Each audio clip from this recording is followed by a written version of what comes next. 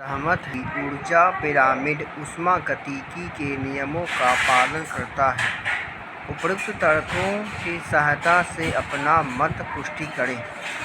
सबसे पहले हम जानेंगे ऊर्जा क्या होता है, उसके बाद ऊर्जा का स्रोत, और उसके बाद जानेंगे ऊर्जा का जो भूमिका है पिरामिड ऊष्मागतिकी के नियमों में किस प्रकार पालन करता है।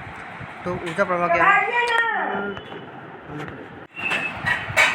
ऊर्जा प्रवाह खाद्य श्रृंखला में खाद्य पदार्थों या ऊर्जा क्रमबद्ध स्थानांतरण होता है। पृथ्वी तक पहुंचने वाली सौर ऊर्जा का करीब 1% ही प्रकाश संश्लेषण क्रिया में प्रयुक्त होता है। विभिन्न जीवों में जैविक ऊतकों के निर्माण की प्रक्रिया को जैव संश्लेषण कहते हैं। वास्तव में जैव संश्लेषण की प्रक्रिया सौर ऊर्जा या प्रकाश ऊर्जा के रासायनिक ऊर्जा के रूपांतरण को प्रदर्शित करता है। इसके विपरीत जैविक पदार्थों के विघटन एवं वियोजन की प्रक्रिया को उस जैव अवनयन या जैव अवक्रमण कहते हैं। इस तरह जैव अवनयन की प्रक्रिया पोषक तत्वों तथा रासायनिक ऊर्जा की ऊष्मा के रूप में निर्मुक्त को प्रदर्शित करती है। पारिस्थितिकी तंत्र में ऊर्जा का स्थानांतरण एक पोषण स्तर से दूसरे पोषण स्तर में निम्न रूप में होता है। खाद्य श्रृंखला में एक पोषण स्तर से दूसरे पोषण स्तर तक हमेशा ऊर्जा का स्थानांतरण होता रहता है। प्रत्येक पोषण स्तर का स्थानांतरण के समय ऊर्जा की हानि होती है।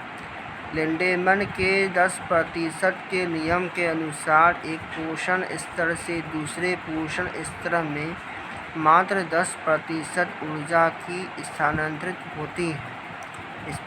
इसी कारण ऊर्जा का प्रवाह एकदिशीय होता है। पारिस्थितिकी तंत्र में ऊर्जा का स्थानांतरण तथा प्रवाह एकदिशीय होता है तथा इसका चक्रण एवं पुनर्चक्रण नहीं होता है। पोषण श्रृंखला में कोई जीव उत्पादक स्तर के जितना करीब होगा उसे उतनी अधिक ऊर्जा उपलब्ध होगी। ऊष्मागतिकी नियम। ऊष्मागतिकी के पहले नियम का संबंध द्रव्य और ऊर्जा के संरक्षण से है। इसके अनुसार ऊर्जा का न तो सृजन हो सकता है और न ही यह नष्ट हो सकती है, बल्कि यह एक स्वरूप से दूसरे स्वरूप में परिवर्तित हो सकती है। अधिकतर ऊर्जा का प्रवाह सजीव जीवधारियों के उपापचय गति तथा क्रियाकलापों में होता है। दूसरा, ऊष्मागतिकी के दूसरे नियम के अनुसार प्रत्येक ऊर्जा रूपांतरण के दौरान उपयोगी ऊर्जा के कुछ मात्रा अनुपयोगी अपशिष्ट के रूप में निम्नीकृत हो जाती है।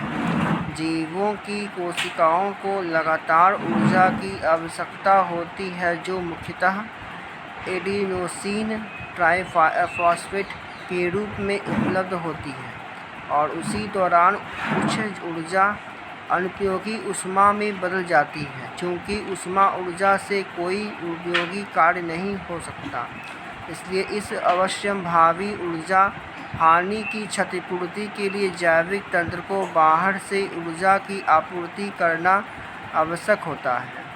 यदि विश्व के समस्त लोग शाकाहारी हो जाएं, तो शैवाल उनके खाद्य श्रृंखलाओं से गायब हो जाएंगे, जिससे खाद्य जाल विकृत हो जाएगा और पारिस्थितिकी संकट उत्पन्न हो जाएगा।